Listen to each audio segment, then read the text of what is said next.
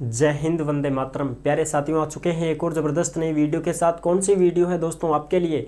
यह है साथियों Rajasthan BSTC fee refund form शुरू 2024-25। जी हाँ साथियों, अगर आपने बीएसटीसी के लिए फॉर्म भरा था और आपका कॉलेज में नंबर नहीं आया, या आपका कॉलेज में नंबर तो आ गया है, कॉलेज आपको मिल चुकी है, लेकिन आपने रिपोर्टिंग नहीं की है, या फिर आपने रिपोर्टिंग भी की है लेकिन कुछ और ही कारण हो गए हैं जिस वजह से आपको कॉलेज नहीं मिल पाया है, तो इन सभी को पैसे वापस मिलेंगे।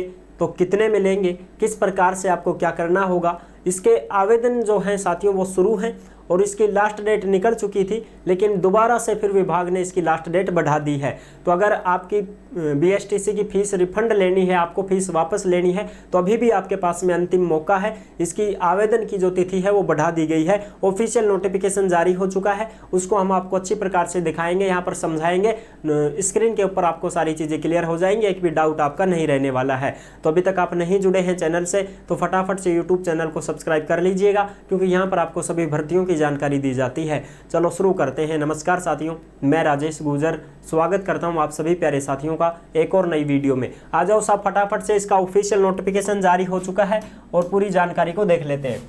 Rajasthan BSTC fee refund form 2024-25। BSTC fee refund के फॉरम शुरू हैं, अंतिम तिथि बढ़ चुकी है, फिर से मिल गया मौका। कितने दिन में आएंगे पैसे वापस? सिर्फ इनको मिलेंगे पैसे, यानी कि ये जो पैसे हैं ये किन किन को वापस मिलेंगे, नोटिस जारी हो चुका है, आवेदन भी इसके शुरू हैं। सबसे पहले जब इसके आवेदन शुरू हुए थे ना फीस रिफंड के लिए, आपकी फीस रिफंड तब होगी जब आप इसको फॉर्म भरोगे। फॉर्म भरना पड़ता है, आपको ऑनलाइन आवेदन करना पड़ता है फीस वापस लेने के लिए, ठीक है। अगर आप फॉर्म नहीं भर पाते हो तो आपको कोई फीस वापस नहीं मिलेगी, ठीक है जी। तो ये 3 अक्टूबर से शुरू हो गए थे और 20 अक्टूबर तक फॉर्म चले थे। फिर उसके बाद में इसकी लास्ट डेट बढ़ाई गई और 25 अक्टूबर 2024 कर दी गई। फिर 25 अक्टूबर भी निकल गई साथियों, फिर भी बहुत सारे ऐसे भाई बहन रह गए थे जिनकी फीस रिफंड नहीं हो पाई थी, फॉर्म नहीं भर पाए थे। तो अब विभाग ने फिर से इसकी डेट बढ़ा दी है और अब 11 नवंबर 2024 कर दी गई है साथियों। तो 11 नवंबर तक आप इसमें आवेदन कर सकते हैं अगर आपकी फीस रिफंड करवानी है, वापस लेनी है तो, ठीक है जी। अब देखते हैं इसका पूरा का पूरा ऑफिशियल नोटिफिकेशन जो जारी हुआ है वो हम देख लेते हैं। सबसे पहले तो मैं आपको ये बता देता हूं कि किन किन को ये फीस रिफंड होती है, किन किन को पैसे वापस मिलते हैं, इस चीज की पहले जानकारी देख लेते हैं। देखो साहब, ये है तुम्हारी प्री डीएलएड परीक्षा 2024 में प्रवेश में असफल रहे अभ्यर्थियों को पंजीयन शुल्क राशि लौटाने हेतु विस्तृत दिशा निर्देश। यानी कि जो भाई एडमिशन तो हुआ ही नहीं है, कॉलेज मिली ही नहीं है, फीस भर दी उन्होंने, तो ये सारी चीज़ें होती है। और ये फीस कौन सी है साथियों? ये 3000 रुपये जो हम काउंसलिंग करवाने के लिए देते हैं ना, काउंसलिंग के लिए जो देते हैं वो फीस रिफंड हो रही है साथियों, ठीक है जी। दूसरी चीज़, पूरी फीस भी वापस मिलेगी, लेकिन किस परिस्थिति में मिलेगी वो भी देख लेते हैं। देखो भाई, आवेदन कब से शुरू हो गए थे? 3 अक्टूबर 2024 से इसके आवेदन शुरू हो गए थे। फिर इसमें बाद में फीस को बढ़ा दिया, वो डेट को बढ़ा दिया गया है। अब देखो हम पूरी जानकारी आपको दे देते हैं एक बार।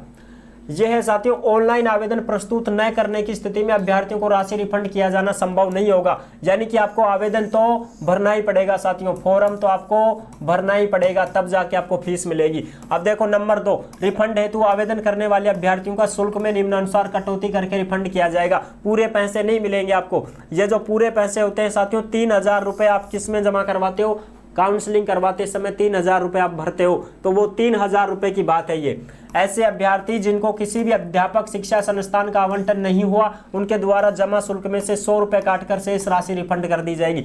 ऐसे बच्चे जिनको कॉलेज ही नहीं मिला है तो उनको 100 रुपये तो काटे जाएंगे भाई, उनके 100 रुपये काटे जाएंगे और 2900 रुपये वापस कर दिए जाएंगे।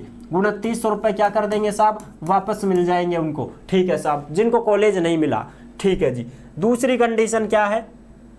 दूसरी कंडीशन ये है, ऐसे अभ्यर्थी जिनको किसी भी अध्यापक शिक्षा संस्थान का आवंटन हुआ है परंतु उनके द्वारा संस्थान में रिपोर्टिंग नहीं की गई है। यानी कि ऐसे बच्चे जिन्होंने कॉलेज में रिपोर्टिंग नहीं ली, कॉलेज तो मिल गया उनको लेकिन दूर मिला, सब बहुत दूर मिले, कहीं से रंगा के करांगा हमारा किराया लेंगा, किरायो बाड़ो लागेगो, मार तो बहुत महंगी पड़ जाएगी अब बीएसटीसी। ऐ वजह से सोच कर भी बेचारा गया ही को ना, बहुत दूर मिली साहब, 500 किलोमीटर दूर कॉलेज मिली कौन करा साहब में। तो वे कॉलेज तो मिल गई उनको, लेकिन उन्होंने रिपोर्टिंग नहीं की, तो उनके अभ्यर्थियों के जमा शुल्क में से 500 रुपए काट लिए जाएंगे और शेष राशि रिफंड कर दी जाएगी। 3000 में से 500 कटेंगे और 2500 रुपए उनको वापस मिल जाएंगे भाई। जिन्होंने कॉलेज में रिपोर्टिंग नहीं ली है उनको 2500 रुपए वापस मिलेंगे। ठीक है जी। तीसरी कंडीशन क्या है? तीसरी कंडीशन ये है साथियों, ऐसे अभ्यर्थी जो कि गलत तथ्यों अथवा मिथ्या सूचनाओं को प्रविष्ट करने, अर्जित योग्यता परीक्षा के प्राप्तांक प्रतिशत बढ़ाकर अंकित करने तथा गलत कैटेगरी में अपने आप को पंजीकृत करने इत्यादि के आधार पर प्रवेश हेतु अयोग्य घोषित हुए हैं, उनकी पंजीकरण शुल्क 3000 काटकर शेष राशि रिफंड कर दी जाएगी। ऐसे बच्चे जिनको कॉलेज भी मिल गई है, एडमिशन भी ले लिया है, रिपोर्टिंग भी कर दी है, पूरी फीस जमा करवा दी है साहब, 15,000 रुपए पूरे फीस जमा करवा दी है और 3,000 रुपए ये काउंसलिंग के लगे थे, टोटल 18,000 उनके हो गए हैं। तो वो गलत तरीके से उन्होंने डॉक्यूमेंट्स दिए हैं साथियों, गलत तरीके से मार्कशीट लगाई है, फर्जी डॉक्यूमेंट्स लगाए हैं, या किसी भी प्रकार से वो गलत तरीके से उन्होंने एडमिशन लिया है, तो साथियों उनके केवल 15,000 रुपए ही वापस होंगे और बाकी जो 3,000 रुपए लगे हैं काउंसलिंग फीस के वो उनको वापस नहीं होंगे साथियों। ये 3,000 रुपए काट लिए जाएंगे उनके, क्योंकि उन्होंने गलत डॉक्यूमेंट्स दे करके रिपोर्टिंग ली है, एडमिशन लिया है BSTC में। तो फिर उनको क्या कर दिया जाएगा? एडमिशन तो उनका रद्द कर दिया जाएगा। 15,000 रुपए उनकी फीस जो भरी है उन्होंने वो तो उनको वापस मिल जाएगी, बाकी 3,000 रुपए काउंसलिंग फीस थी वो उनकी नहीं वापस नहीं होगी, वो कट जाएगी उनकी। ठीक है जी, बिल्कुल। अच्छा अब देखो ये जो फीस वापस होगी ये किसके बैंक खाते में होगी साथियों?